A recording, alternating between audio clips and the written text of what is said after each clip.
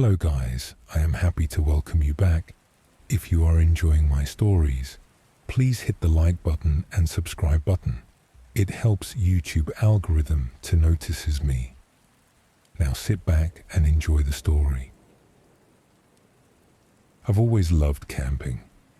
Ever since I was a kid, my dad would take me and my brother out into the deep woods of Pennsylvania, away from the noise of the city. We'd pitch our tent, start a fire, and listen to the sounds of nature while roasting marshmallows. Some of my best memories are tied to those trips. So when my best friend Chris suggested a weekend camping trip in the Allegheny National Forest, I jumped at the idea. It was late October. Perfect weather, crisp air, and fewer people on the trails. The plan was simple. Hike deep into the forest, camp for 2 nights, and just unwind. No phones, no distractions, just pure wilderness. Chris brought his cousin Nate, a guy I'd met a few times but never really clicked with. He was the outdoorsy type, flannel shirt, thick beard, always carrying a hunting knife on his belt. My younger brother Josh joined too. He was 19, full of energy, and eager to prove he could keep up with us. We set off Friday morning, parking at the trailhead and hiking in. The first few miles were beautiful, sunlight filtering through golden leaves, the distant sound of a river flowing. The deeper we went, the quieter it got. The occasional bird call or rustling branches were the only sounds. By late afternoon, we found a clearing near a small stream and decided to set up camp. We pitched our tents, gathered wood, and built a fire. As night fell, we sat around it, sharing beers and stories. Then Nate spoke up. "You guys ever hear about the disappearances?"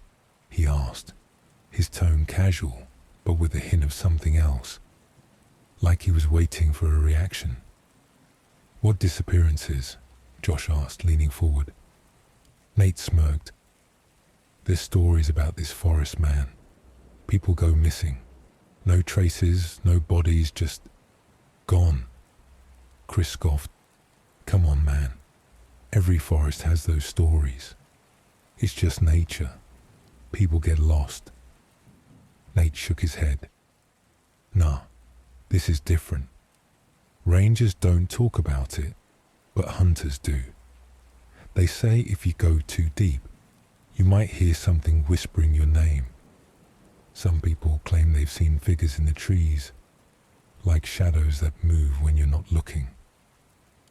I felt a chill, but I laughed it off. "All right, Nate. Good campfire story. You should write horror movies." Nate just grinned. I didn't make it up. That night, I crawled into my tent, zipped up my sleeping bag, and listened to the sounds of the forest. Owls hooted in the distance.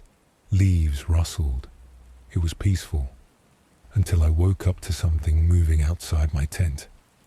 At first, I thought it was an animal, maybe a deer. But then I heard whispering. It was faint, almost like the wind, but unmistakable. My name. "Matt." I held my breath. My heart pounded. The whisper came again, closer this time. "Matt." I reached for my flashlight, fumbling with the switch. When I finally turned it on, I aimed it at the thin fabric of my tent. A shadow moved. Something, or someone, was standing right outside. I froze, too scared to make a sound. Then, just as suddenly as it came, the shadow disappeared. I unzipped my tent as quietly as I could and peered out. The fire had died down to embers. Chris, Nate, and Josh's tents were still zipped shut. Nothing looked out of place, but the woods felt different, like something was watching. I didn't sleep the rest of the night. By morning, I convinced myself it was just my imagination. Maybe a trick of the moonlight and my half-asleep brain. I didn't tell the others. I didn't want to sound paranoid. We packed up our gear and decided to hike deeper into the forest. The plan was to find a more remote spot for our second night. As we walked, I kept glancing over my shoulder.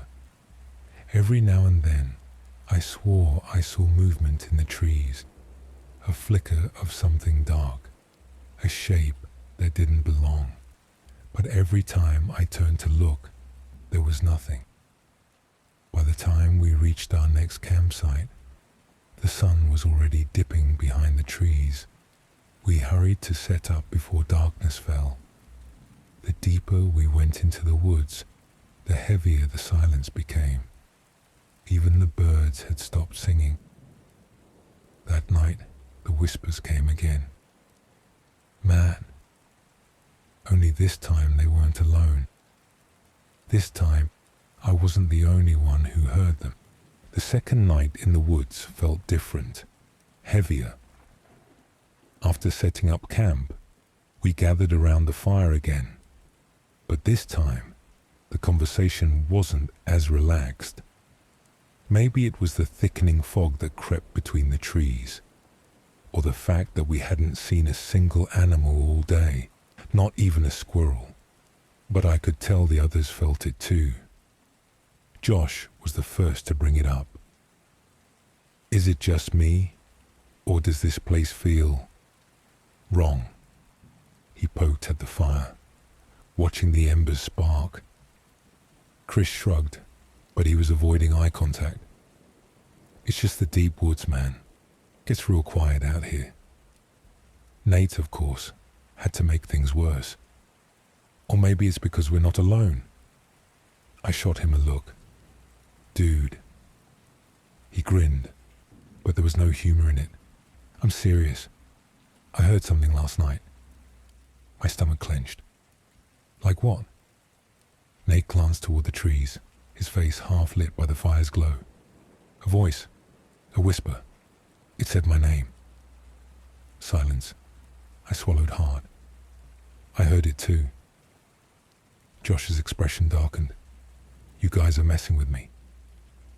Chris shook his head. No, they're not. He hesitated before continuing. I heard it too, but I thought I was dreaming. Nate smirked, but it didn't reach his eyes. Guess we're all dreaming the same thing then. No one spoke after that. The fire crackled, the only sound in the dead still air. By midnight, we retreated to our tents. I wasn't eager to sleep, but exhaustion won. I shouldn't have closed my eyes. Sometime in the middle of the night, I woke up. At first, I wasn't sure why. Then I heard it. Leaves crunching. Slow, deliberate footsteps circling our camp. I held my breath. The steps stopped right outside my tent. A long pause. Then, something dragged a finger across the fabric. I recoiled, heart slamming in my chest. The slow, deliberate motion moved from one end of the tent to the other, tracing my outline. Then came the whisper. But this time, it wasn't just my name. You shouldn't be here. My blood turned to ice. Then, just as suddenly as it started, the presence vanished. I sat there gripping my knife, every muscle locked in fear. The rest of the night, I didn't hear another sound. Morning couldn't come fast enough. When the sun rose, I stumbled out of my tent, expecting to find footprints. But the ground was undisturbed, the leaves still in place. I wasn't the only one who had a rough night. Chris looked like he hadn't slept at all. Josh was pale. And Nate was different. He sat by the cold fire pit, staring into the trees. His usual cocky attitude was gone. "I saw something," he finally said. We all looked at him. He licked his lips, his fingers drumming on his knee. I woke up and looked outside my tent. There was someone standing at the edge of the trees. A chill ran through me. "What did they look like?" Chris asked. Nate shook his head. "I don't know. It was too dark. But their eyes," he exhaled sharply. "They weren't right. Too big. Too empty." None of us had an appetite that morning. We packed up in silence. The plan had been to stay another night, but none of us wanted to anymore. We just wanted to get the hell out. We started back the way we came, moving fast, barely talking. The deeper we hiked, the worse it got. The woods felt different, like they were closing in. The trees, once golden and welcoming, now seemed gnarled, twisted.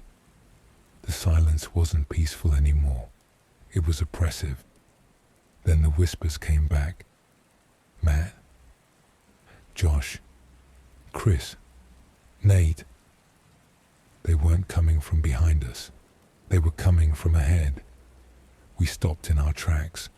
Chris cursed under his breath. "We're being hunted." Josh turned in a slow circle, his breathing ragged. "There's no one here, there's no one here." Then Nate screamed. We whipped around just in time to see him get dragged into the trees. Nate's scream tore through the trees, raw and panicked. For a split second, none of us moved. Then instinct kicked in. "Nate!" Chris bolted forward, Josh right behind him. I followed, heart slamming against my ribs as we crashed through the underbrush, chasing the sound. I barely caught a glimpse.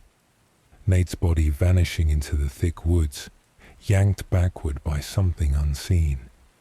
He clawed at the ground, leaving deep ruts in the damp earth before he was gone. Silence. No more screaming, no more thrashing. Just nothing. I skidded to a stop, gasping for breath. Josh turned in frantic circles. Where the hell did he go? Chris pulled out his hunting knife, eyes wild. "Nate! Answer us, man!" No response. Then we heard the laughter. Low, hollow. Like something trying to imitate laughter, but getting it all wrong. It echoed from deep within the trees surrounding us. Something knew we were here. Something was playing with us. "We have to go after him," Chris said, voice shaking but determined. I hesitated. Every instinct in me screamed no. Chasing after Nate felt like stepping into a trap, but leaving him, that wasn't an option. We pressed forward, following the disturbed underbrush. The forest grew darker, despite the sun still being up. The air smelled wrong, damp, rotten, like something old and decayed. Then we found something, a footprint, but not Nate's. It was elongated, almost human, but too thin, too deep, like whoever left it was unnaturally heavy. And there were more. A whole trail leading deeper into the woods. Josh's voice was barely above a whisper. "What the hell are we following?" Chris didn't answer. He just gripped his knife tighter and kept walking. We followed the trail for what felt like hours. The deeper we went, the worse the feeling got, like the trees themselves were watching. I kept expecting to see eyes peering at us from the branches. Then we saw the cabin. It sat in a small clearing, old and rotting, almost consumed by the forest. Vines strangled its walls. The windows were black, empty sockets staring back at us. A single light flickered inside. Josh swallowed hard. "We should turn back." Chris shook his head. Nate's in there. We crept closer, every step feeling like we were crossing some invisible boundary. The air was heavier here, thick with something I couldn't explain. Then we heard it, a whisper, but not from the cabin, from behind us. "You shouldn't be here." We spun around. Nothing. Just trees. Chris turned back toward the door. "Screw this. I'm getting Nate." Before I could stop him, he stepped onto the porch. The wooden boards groaned beneath his weight. Then the door swung open on its own. Inside, the light flickered, dim, sickly yellow. And sitting in the center of the room was Nate. His back was to us, his head tilted at an unnatural angle. His arms hung limply at his sides. He was too still. Josh hesitated.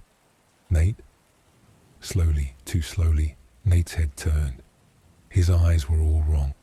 Too wide, too black, too empty. Then he smiled. Not a normal smile. Not Nate's smile. It was too wide, stretching his face unnaturally, like something wearing his skin didn't quite know how to use it. He opened his mouth, like he was about to speak, but the voice that came out wasn't his. "You shouldn't be here." The lights went out, the door slammed shut, and the real nightmare began. Darkness swallowed us whole.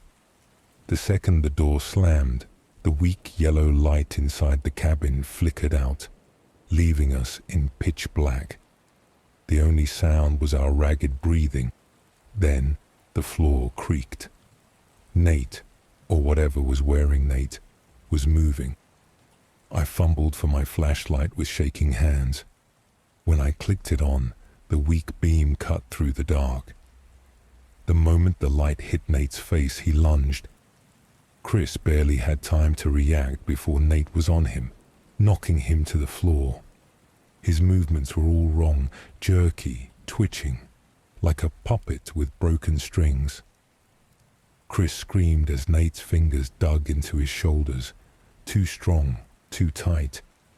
His mouth was still stretched into that awful, unnatural grin. Josh and I reacted at the same time. I grabbed a rusted metal chair from the corner and swung it at Nate's back. Josh kicked him hard in the ribs. The force sent Nate sprawling across the floor, but he didn't grunt or curse or react like a human should. Instead, he landed in a twisted heap, limbs bent at wrong angles. Then, with a sickening crack, he snapped back into place, his head tilting too far as he turned to look at us. Chris scrambled backward. "That's not Nate. That's not Nate." The thing wearing Nate let out a horrible, choking laugh. "You shouldn't be here." Then the whispers started again. Not just one voice, hundreds. They came from the walls, the ceiling, the floor, all around us. Josh grabbed my arm. "We have to get out of here." We bolted. Chris kicked the door open, and we ran into the trees, not looking back. Branches slapped my face. My lungs burned, but I didn't stop. None of us did. The whispers followed us, growing louder, overlapping, like the woods themselves were speaking. Then, somewhere behind us, the laughter started again. That wrong, hollow laugh that didn't belong to Nate. It was chasing us. I didn't dare turn around. We ran and ran, blind in the dark, until the trees thinned, and suddenly we burst onto the trail. The moment our feet hit the packed dirt, the whispers stopped. The forest was silent again, dead silent. We collapsed, gasping for breath. Josh bent over, hands on his knees. Chris had a wild, unhinged look in his eyes. I dared to look back. Nothing. No Nate. No thing wearing Nate. No movement. Just trees. But something was different. The cabin was gone. Not just dark, not hidden. Gone. Like it had never been there in the first place. We didn't stop moving until we reached the trailhead and practically threw ourselves into the car. Chris fumbled with the keys, hands shaking so bad it took him 3 tries to start the engine. We peeled out of there, leaving skid marks on the gravel. Nobody spoke the whole way home. I barely slept that night. When I did, I dreamt of the cabin, of Nate's face stretched into that awful grin, of his voice whispering over and over, "You shouldn't be here." 2 days later, I got a text from Nate's number. "Nate, where did you go?"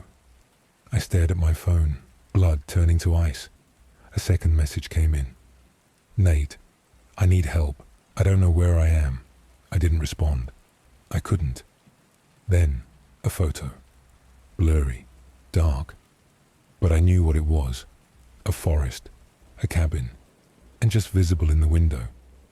A face staring out, smiling. I didn't respond to Nate's messages. I couldn't. Instead, I sat there staring at my phone, my skin crawling. The picture, the cabin, looked exactly the same as before. But there was one difference. The thing in the window. Its face was too blurry to make out completely. But the grin, the too wide, unnatural grin, was unmistakable. Josh and Chris were in a group chat with me. I sent them the screenshot, hands shaking. "Chris, dude, tell me that's fake. Tell me you photoshopped that." "Josh, that's the cabin. That's the fucking cabin." Me. "I didn't do this. Nate's number just sent it to me." A few minutes passed before Chris finally responded again. "Chris, he's dead." None of us had said it out loud yet, but we were all thinking it. Nate had been dragged away into the woods. He had become something else. And yet, his number was still texting me. That night, I kept my phone on my nightstand, the screen facing down. I didn't want to see another message pop up. But at 3:12 a.m., my phone buzzed. I froze. My body refused to move. The vibration stopped, then started again. Another text, then another, and another. I finally worked up the courage to grab my phone. 15 unread messages, all from Nate. I swallowed hard and opened them. "Nate, why did you leave me, Nate? You were supposed to help, Nate. It won't let me go." My breath hitched. The next one was different. "Nate, look outside." My stomach dropped. Number no way. Slowly, I turned my head toward the window. The blinds were closed, but something felt wrong. The air in the room seemed heavier, charged. I reached out with shaky fingers and gripped the cord, took a deep breath, and pulled. The blinds snapped up. For a moment I saw nothing, just the empty street, bathed in the sickly orange glow of a street lamp. Then, movement, across the road, just at the edge of the light. A shadowy figure stood perfectly still, just beyond the reach of the street lamp, watching me. I couldn't see its face, but I knew it was Nate, or what was left of him. I couldn't move. I sat there, phone clenched in my hands, staring at the figure across the street. It wasn't walking, it wasn't shifting, it was just standing there, watching. Then my phone buzzed again. "Nate, let me in." I dropped my phone. Number no. This wasn't real. It couldn't be real. I forced myself to blink, to breathe. When I looked back out the window, the figure was closer, not across the street anymore. Now it stood directly under the street lamp, and I could see it clearly, Nate's clothes were the same as the night he disappeared. Torn, dirty. But his face, oh God, his face. His eyes were wrong. Too big, too dark, like black pits drilled into his skull. His mouth was twisted into that awful too-wide grin. He raised one hand, his fingers bending the wrong way, and waved. My stomach flipped. Then a knock, not from the window, from my front door. I spun around. Another knock, slow, rhythmic. I couldn't breathe. Nate, let me in. The text popped up again, and the knocking got louder. I backed away from the window, pulse hammering in my skull. My front door was locked. It had to be locked, but I couldn't remember if I had deadbolted it. The knocking stopped. Silence. I grabbed my phone with trembling fingers, opened the camera, and slowly crept toward the peephole. My breath hitched. I didn't want to look, but I had to. I pressed my eye against the peephole and nearly screamed. Nate's face filled the entire peephole. That horrible grin. Those black, empty eyes. He wasn't knocking anymore. He was whispering. I couldn't hear the words, but I could see his lips moving, forming the same sentence over and over. Let me in. Let me in. Let me in. My vision blurred with panic. I stumbled backward, heart slamming against my ribs. Then, my phone vibrated. I didn't want to look, but my body moved on its own. One new message. Nate, you should have let me in. Then, the power went out. The apartment plunged into darkness. No streetlights, no glowing numbers on my alarm clock. Just nothing. I stood there, my own breath deafening in the silence. My phone screen was the only source of light, casting a faint glow across my shaking hands. And then, a sound. Not from the door, from inside my apartment. A soft, dragging noise, like something moving across the floor. I choked on a breath. No, I was alone. I had locked the door. I had been in here the whole time. But something was in the dark with me. My fingers fumbled against my phone screen, trying to switch on the flashlight. The second the beam cut through the black, I whipped around. Nothing. My small living room looked the same as before. My couch, my TV, the kitchen in the corner. But the sound was still there. Closer now, coming from the hallway. I turned the flashlight toward it, heart pounding so hard it hurt. The light flickered over the narrow hall leading to my bedroom, and stopped. The closet door was open, not wide, just a crack, a sliver of darkness beyond the wooden frame. I knew that closet had been shut earlier. The dragging sound stopped. I raised my phone higher, light trembling in my grip. And then, from the dark gap in the closet door, something grinned at me. Teeth. Too many teeth. Gleaming white in the beam of my flashlight. My whole body locked up. I couldn't breathe, couldn't think. Then the whispering started. So close. Too close. Should have let me in.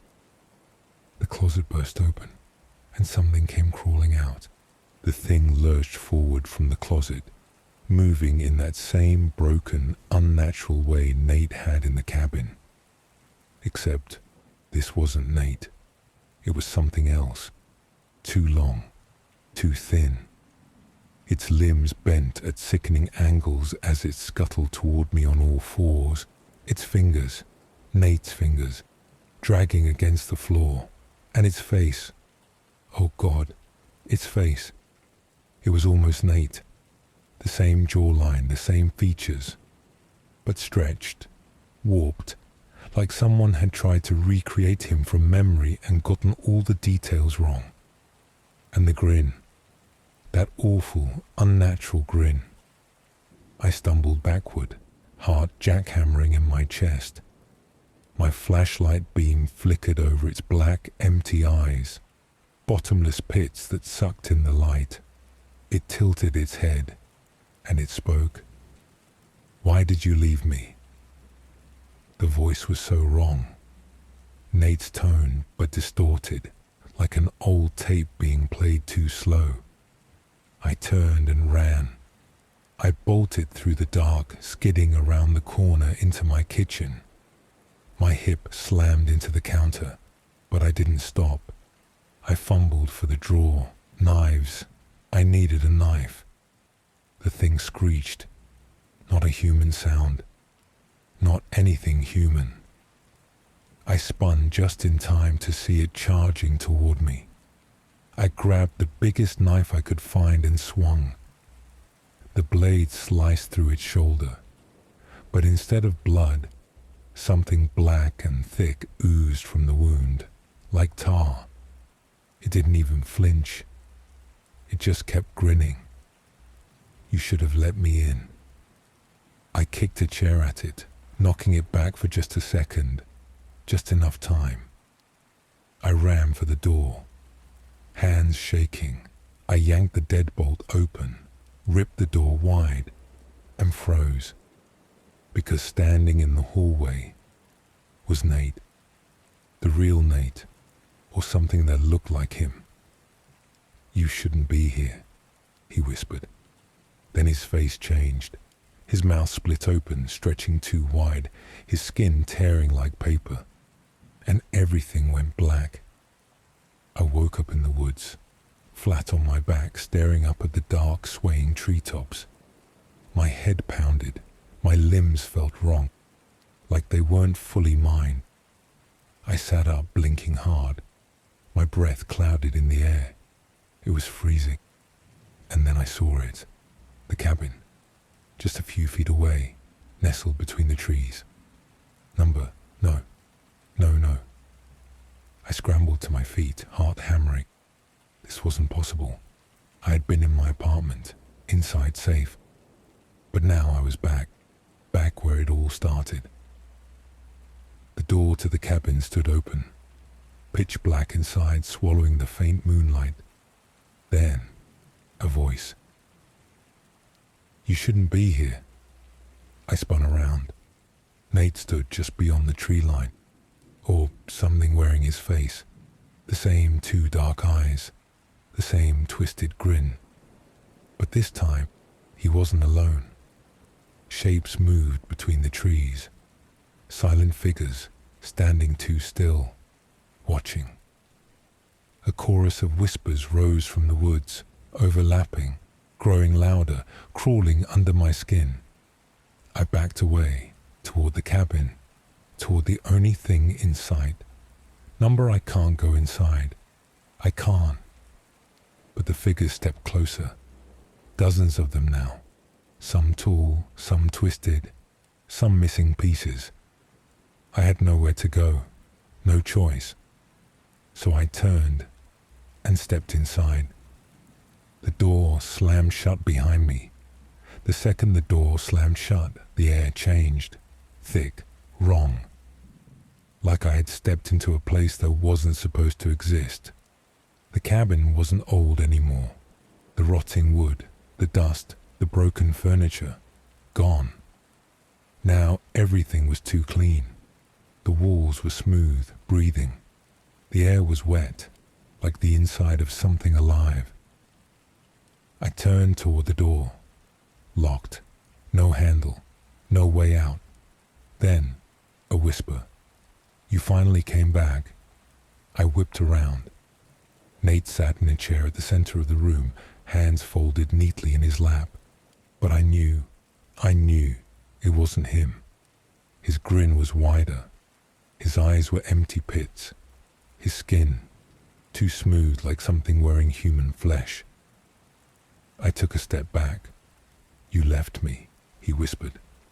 His head twitched to the side too fast.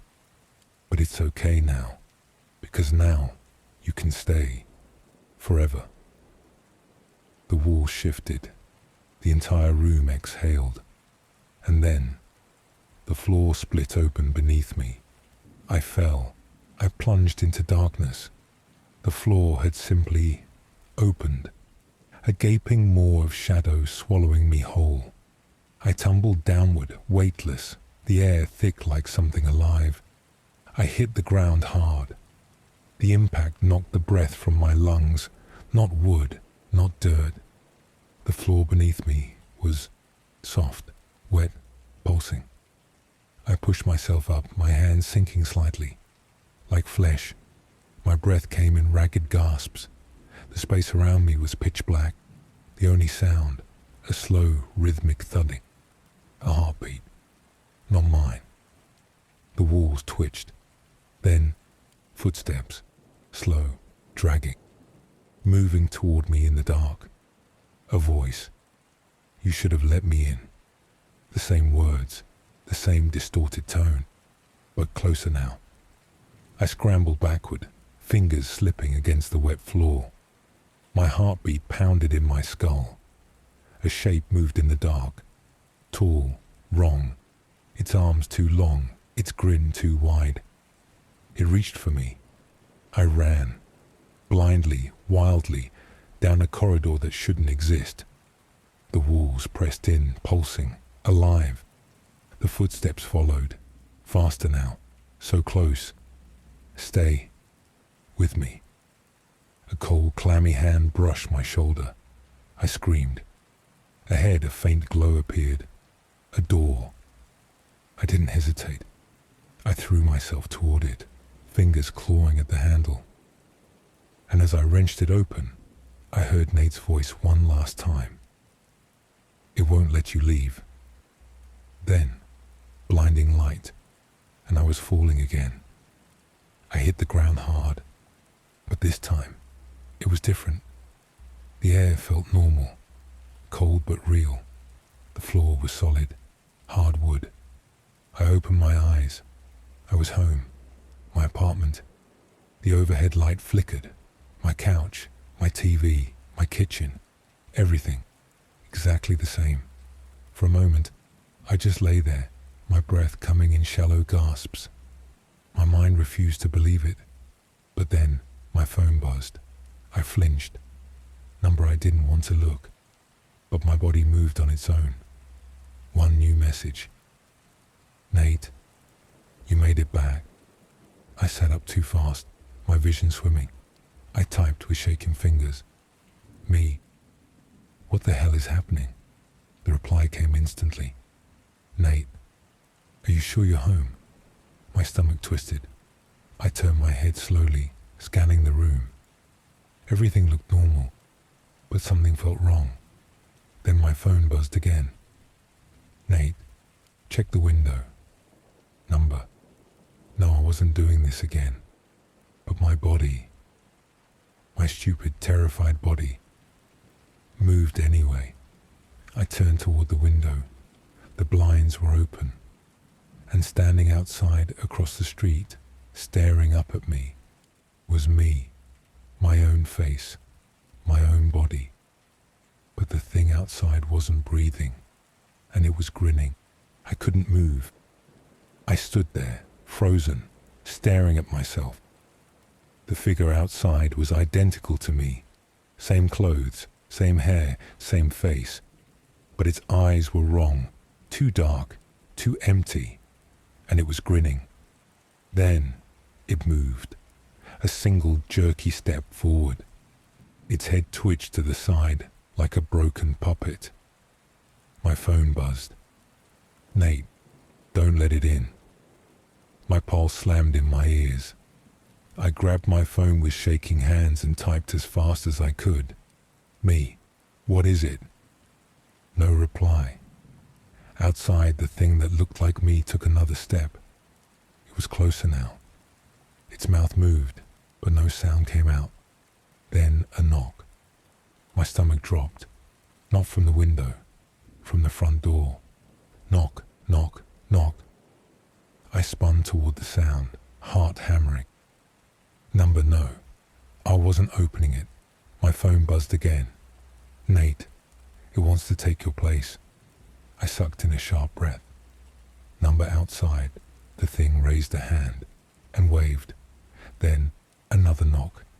Louder this time. Knock, knock, knock.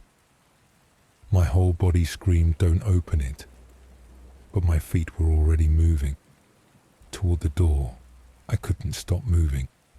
My body felt like it wasn't mine, like something was pulling me forward. The knocking grew louder. Knock, knock, knock. Each one rattled the door, shaking it. I stopped just in front of it, heart slamming against my ribs. My hand lifted, reaching for the handle. Number stop. Don't. I clenched my jaw, forcing my arm down. My phone buzzed again. Nate, if you open it, you won't exist anymore. I sucked in a sharp breath. Outside the window, the thing that looked like me was still grinning. Then, the door handle turned, slowly. I stumbled backward. The lock held, for now. Then, a voice. My voice. Let me in. Low, twisting, like static crawling under my skin. It's cold out here. I shook my head, heart slamming. Number no, no, no. My fingers fumbled against my phone. Me. How do I make it stop? Seconds passed. Then, Nate, you can't. Outside, the thing's grin stretched wider. Then, the lights flickered, and from behind me, a whisper, right against my ear. You already let me in. I spun too late. Something grabbed me, and the lights went out. I couldn't see. The second the lights went out, everything became pitch black. But I could feel it. Hands. Clammy, ice-cold fingers wrapping around my arms, my throat, my chest. Pulling me backward into the dark. I thrashed, kicked, fought, but the grip was too strong. A voice slithered through the black. My voice. You should have let me in. I hit the floor hard. My head cracked against something solid. My vision exploded in white-hot pain. The thing crawled over me, too heavy, too wrong. I felt its breath against my cheek, felt it grinning. Then, my phone buzzed. The screen flared to life beside me. For just a second, the dim glow cut through the dark, just long enough for me to see. My own face staring down at me, mouth stretched too wide, eyes black holes. I screamed. My hands shot out, grabbing my phone, clinging to the only source of light. My fingers slammed against the screen, desperate, mind blank with terror. One last message from Nate. Nate, you have to reject it. Now. Reject it. How? I couldn't think, couldn't breathe. The thing pressed closer, whispering, crawling inside my head. You don't need your name anymore. You don't need your cell. Just let me in. No. No, no, no. I forced the words out, throat raw, voice shaking. You're not me. The whispering stopped. The thing jerked backward. I sat up fast, heart racing. You're not me. You're nothing. You don't exist. The air shook. A shriek. Inhuman, ear-splitting, wrong. Ripped through the room. The walls bent. The shadows trembled. And then, the thing vanished. Gone. Like it had never been there. The lights flickered back on. And I was alone, gasping, shaking, alive. But I knew, deep in my bones, that it wasn't over. Not yet. I sat there on the floor, chest heaving. The room was silent, too silent, like the apartment itself was holding its breath. I swallowed hard, gripping my phone like a lifeline. The screen was still glowing, Nate's last message staring back at me. You have to reject it. Now. I had, and it was gone, wasn't it? Slowly, I pushed myself up, every muscle aching. My apartment looked normal. The door was still locked. The window showed nothing but the quiet street outside, like nothing had ever happened. But it did happen, and Nate knew. I fumbled with my phone, hands still shaking, and typed as fast as I could. Me. What the hell was that? No reply.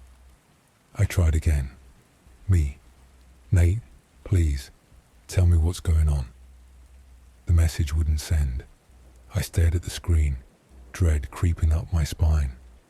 No service. I stood up fast, moving to the window, holding my phone higher. Nothing. My Wi-Fi was gone too, like I'd been cut off. Then, my phone buzzed. My stomach dropped. One new message, not from Nate, from an unknown number, with a video attached. I hesitated, every instinct screaming not to open it. But I did. The screen flickered. Then a grainy video started playing. A recording of me sitting on my couch, holding my phone. Right now, a chill rushed through me. I whipped my head around, but I was alone. Then, in the video, my head turned, my lips stretched into a grin, and I whispered, "You let me in." The video cut to black, and my reflection in the window didn't move. I staggered back from the window, my breath coming in short, sharp gasps. My reflection hadn't moved, even though I had. I swallowed hard, forcing myself to look again. There I was, standing in the glass, but my reflection was too still, too rigid. And then it smiled, not a normal smile, too wide, too stretched. And then it stepped forward, out of the glass. I screamed. The thing lunged at me. I stumbled backward, my heel catching on the rug. I hit the floor hard. The reflection. No, not my reflection. Not me. Crawled toward me on all fours. Its mouth hung too open, its head tilted at a sickening angle. I tried to move, tried to run, but it was faster. It grabbed my ankle. A voice slithered into my ear, my own voice.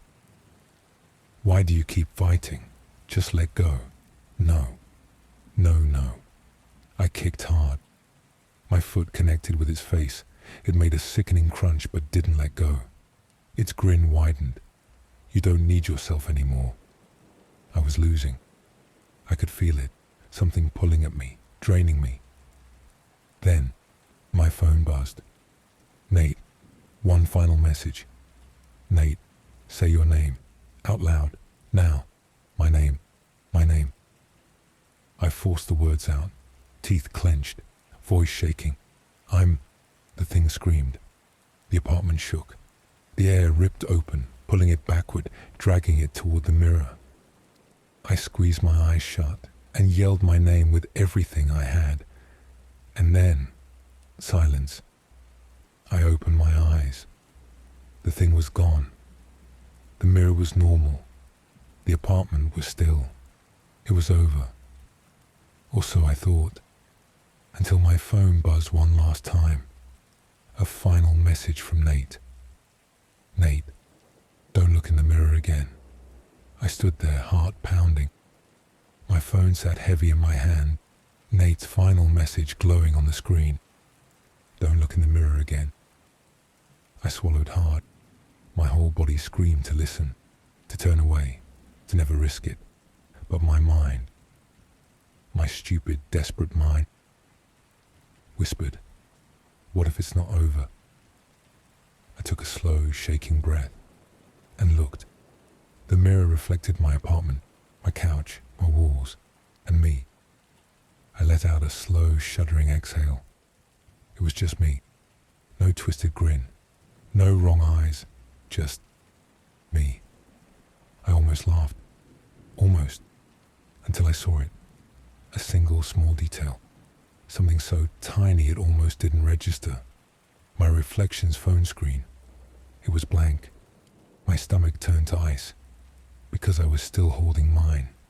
And Nate's message was still right there. My reflection wasn't holding the same screen because it wasn't me. The moment I realized it, the thing in the mirror grinned, and then it moved. I stumbled backward. The reflection didn't. It stayed standing, smiling, staring through the glass as I backed away. I grabbed my phone, hands shaking, and typed as fast as I could. Me is still here. Seconds passed. Then, Nate. Run. I didn't need to be told twice. I turned, bolted for the door, and as I yanked it open, I heard one final whisper from behind me. My own voice. I'll see you soon. And then, I ran. Out of my apartment, down the hallway, my breath coming in ragged, panicked gasps. I didn't look back. Couldn't. Nate's last message burned in my mind. Run. I didn't stop until I was outside. Cold night air hit me like a shock, but I didn't care. I needed to get away. I fumbled with my phone, hands shaking, and typed as fast as I could. Me. Where do I go? A few agonizing seconds passed. Then, Nate. Somewhere with no reflections. I spun, eyes darting. The apartment windows, too many of them. The glass on the store signs across the street. The dark windows of parked cars. All of them could be watching.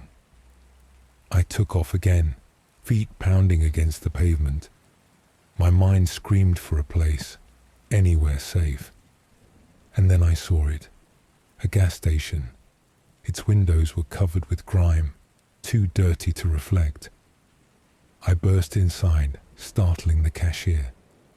He barely had time to react before I stumbled into the dim back corner, pressing myself against the wall, panting. For the first time in what felt like forever, the world was still. I checked my phone again. No new messages. I swallowed hard and finally, typed, me. Is it over? Seconds dragged. Then, Nate, for now. A shaky breath escaped me. My hands felt numb, my body like it wasn't even mine anymore. For now, I wanted to ask more, needed to ask more. But then, another message. Nate, check your contacts. My pulse stuttered. My fingers hovered, hesitant. Then I opened them. Every name, every number, gone. Except one. A single contact. ME.no. My chest tightened. I clicked it. A single message thread opened. One message sent to me 10 minutes ago. From me. I let you in. I stared. My whole body went cold. I looked up. The gas station window was just reflective enough to show something. A shadow standing behind me. Watching. Waiting. I didn't turn around. I didn't move. I just closed my eyes and whispered, "It's never going to leave, is it?" Silence. And then, a whisper, "See you soon." The lights flickered, and everything went dark. So here was today's story. I hope you enjoyed your stay. Please make sure to like, share, and subscribe my video. That helps my video to be discovered by more people like you. See you at next terrifying story. Thanks for watching.